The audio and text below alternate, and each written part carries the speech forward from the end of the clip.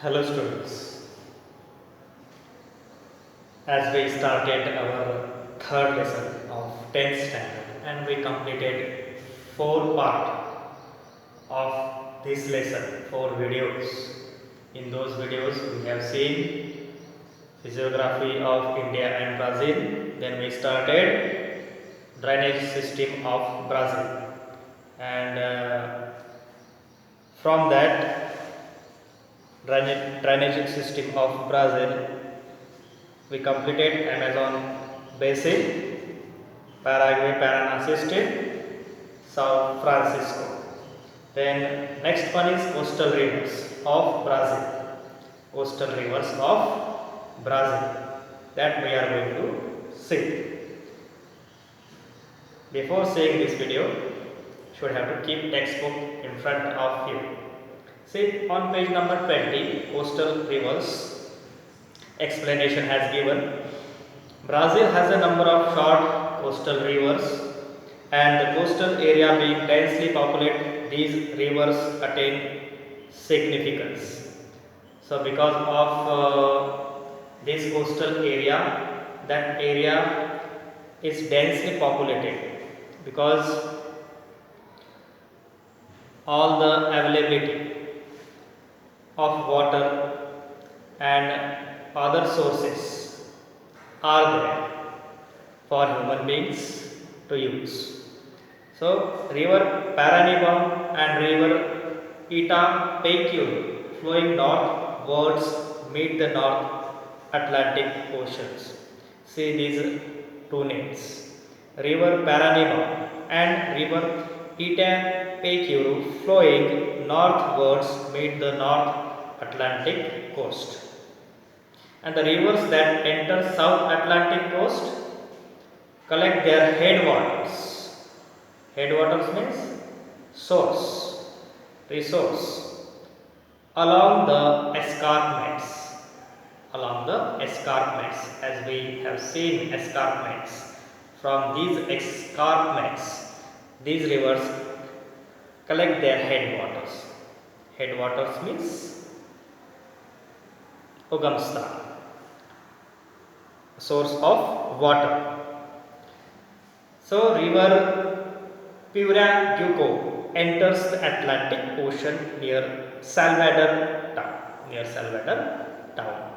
So observe all these rivers in the map, in Google map also, and study that. Then we will see drainage system of India. Drainage system of India. Drainage system of India. So in this drainage system of India, we are going to see Himalayan drainage, then peninsular rivers, then rivers meeting the Bay of Bengal. All this information we will see. Drainage of India. Rivers in India are largely classified according to their source region into Himalayan and peninsular rivers. So peninsular rivers, south side, Himalayan side, north side of India. Himalayan drainage system, how it is? Note down in your notebook all the points, all the names. Most of the major rivers in the Himalayas originate from various glaciers. Most of the Himalayan rivers are originates from glaciers. Himalayan glaciers. Glaciers, as you know that about glaciers. Himparvat. Himparvat means glaciers. All the mountains, ice, snow. In summers when glaciers melt, the discharge of water increase in summer.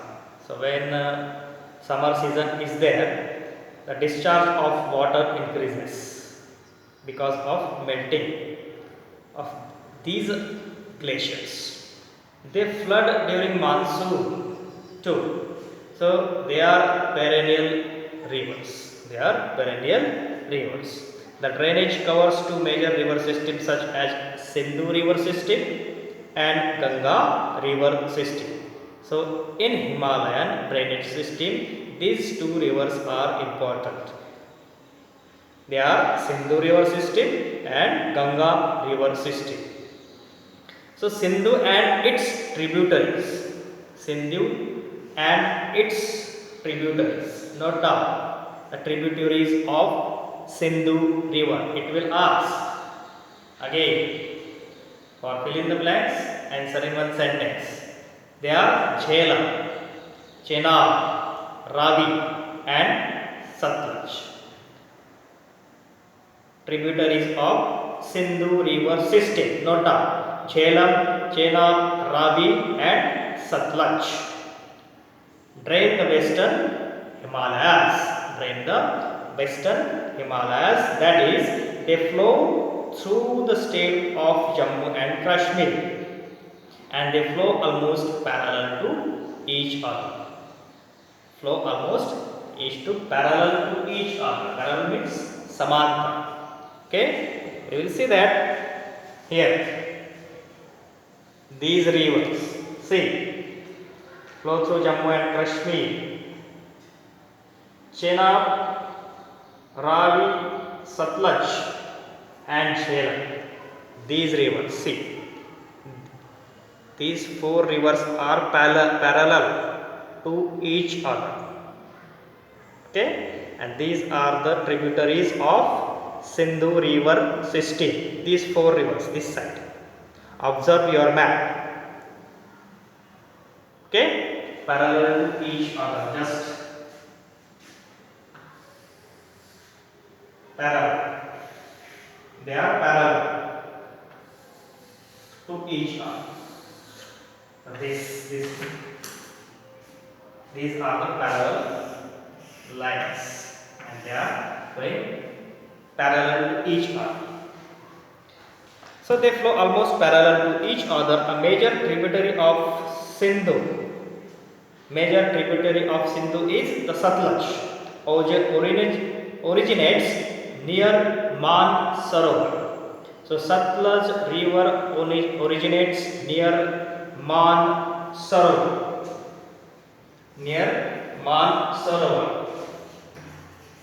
Note down this. Originates near Mansarovar. Note down this point. Very important according to your examination. And flows westward. And flows this west side. Flows westward. Punjab plains have formed from the depositional work of these rivers and its tributaries. So all these tributaries, all these rivers of Sindhu river system, they form Punjab plain. They creates Punjab plains because of the depositional work of these four rivers or these four sub-rivers of Sindhu river system. Then Sindhu flows through Pakistan and then meets the Arabian Sea. So it meets Arabian Sea. So note down all these points. The river Ganga originates from the Gangotri glacier. Ganga river originates from Gangotri glacier. Note down this. Note down. Fill in the blank, answer in one sentence. And crosses the Himalayas to become an east flowing river. This side. From Himalayas towards east side. Ganga river system flowing toward east side. And crosses the Himalayas to become an east flowing river. Many tributaries of the Ganga also flow in a similar manner. So these tributaries are Yamuna, originating of Yamunotri. Yamuna river is originating at Yamunotri, is a major tributary of Ganga river. Yamunotri is a major tributary of Ganga river.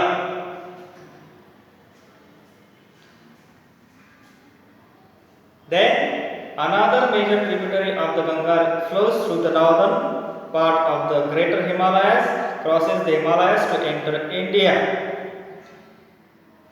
When it flows through the Himalayas, it is called Tsangpo. So other tributary of Ganga river is Tsangpo. When it crosses the Himalayas, it is called Bihar, and its eastward flow thereafter is called as Brahmaputra. When it enters in India, so that river is called Brahmaputra. It is also a major river of India along with Ganga river. From time to time, Ganga meets its tributaries. Hence its discharge increases along with all these tributaries which connects Ganga river. Then again Brahmaputra river meeting other tributaries also, and it increases its flow in cubic meter, as we saw that cubic meter. This we saw that n3/s, that is cubic meter. That discharge increases towards that Bay of Bengal. Here, this Brahmaputra river and Ganga river. Here, it creates delta Sundarban, as we saw that. So Ganga receives Brahmaputra at its tributaries in its lower reaches in Bangladesh. It is going towards Bangladesh. The huge volume of water and huge deposition has led to the formation of a large delta, as we discussed that. And besides these Himalayan rivers, Ganga receives a number of tributaries from peninsula, like which tributaries are there? They are Chambal. Other tributaries, note down: Chambal, Kane, Betava, Shaw, and Damodar, etc. are the tributaries of Ganga river system, and all these tributaries along with Ganga river and Brahmaputra river. So all these rivers are meeting to Bay of Bengal, and Brahmaputra and Ganga river forms a large delta in the world, largest delta in the world, that is called Sundarban. We saw that. Next one is peninsular rivers. Peninsular rivers.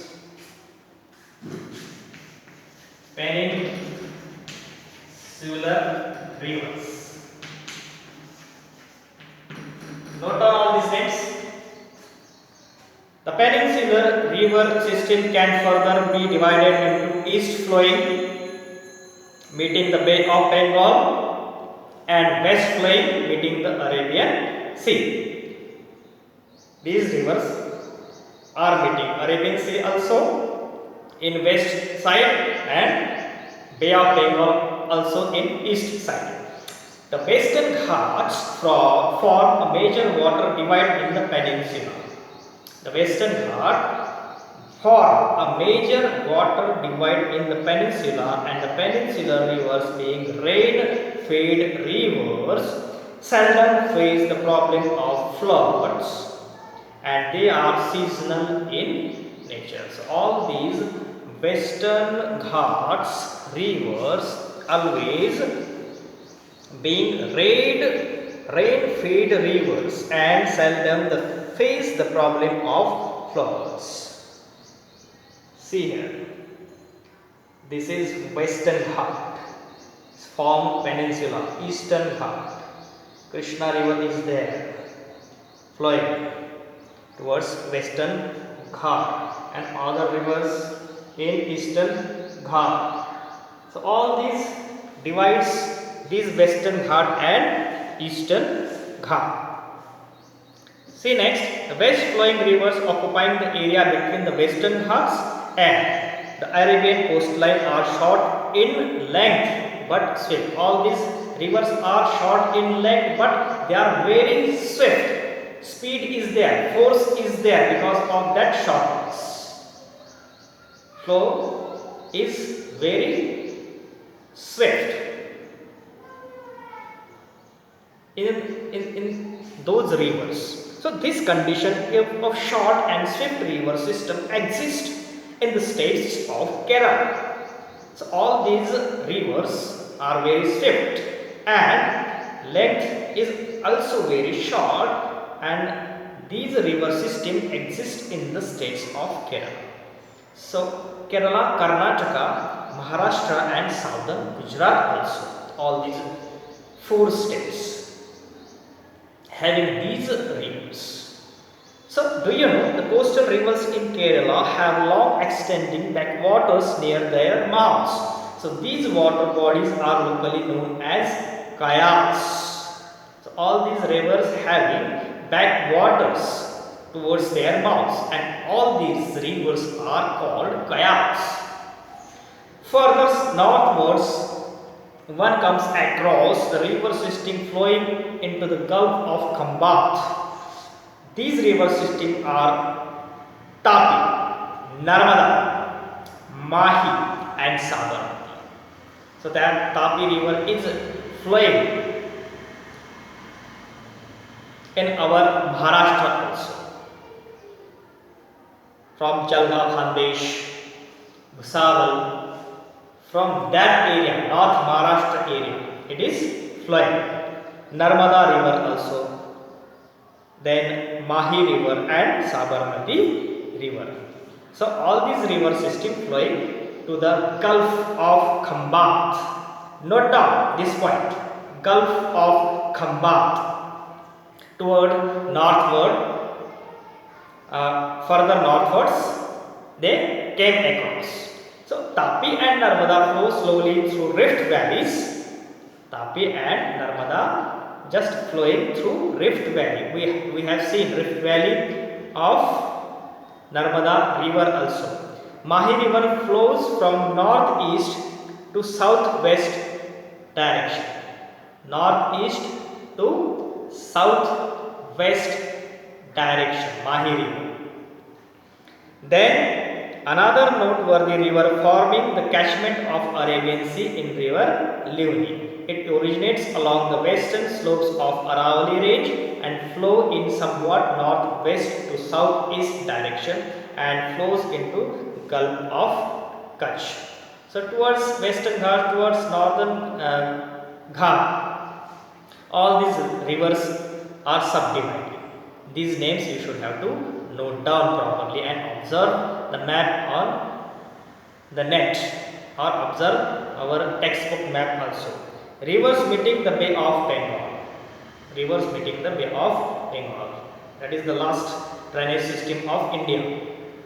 Most of the area of the peninsula is drained by the rivers flowing towards the Bay of Bengal. The important river system of this group are, note down, the important river system of this group are Mahanadi, Godavari, Krishna and Kaveri. Rivers meeting the Bay of Bengal are Mahanadi, Godavari, Krishna and Kaveri. Note down. Mahanadi basin occupies the northeastern part of the peninsula. Northeastern part of peninsula. Godavari, Krishna and Kaveri originates in the eastern slopes of the western Ghats. So all these rivers, Godavari, Krishna and Kaveri originates in the eastern slopes of the western Ghat. From here all these rivers are originating. From eastern slope of western Ghat. Western Ghat, Sahyadri Ghats, they are originating.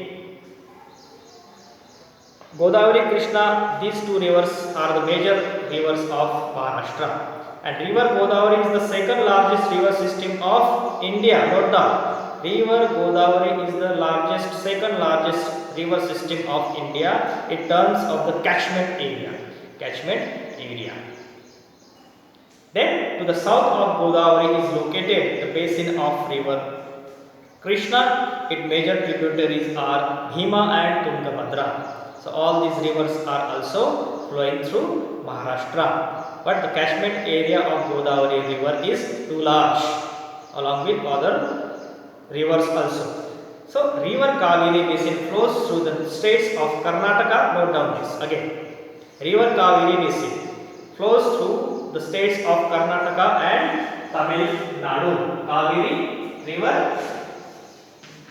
flowing through states of Karnataka and Tamil Nadu. So all these 4 points you should have to differentiate, divide them for your notes. So it is a river that has been harnessed for irrigation since a long time. So river Kaveri is just useful for purpose of irrigation, for agriculture. So all these are the river systems of India, drainage system of India, which are very important. So read the textbook thoroughly, properly. Note down all these points, all these names, river names, mountain names, plains, highlands, escarpments. So all these names you should have to read properly. So this is the end of our third lesson.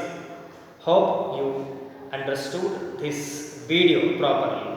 Should have to differentiate your notes, differentiate hard words, just find out the meanings, observe the map in the textbook also and on the internet also properly, and learn all these names, both maps, Brazil map and India map. You should have to learn that. You should have to learn that properly and solve exercise questions. Solve exercise question, all these questions properly. This is the homework for you. Solve this. Learn. So this is the end of our third lesson. We will see fourth lesson in next video. Thank you so much. Have a nice day.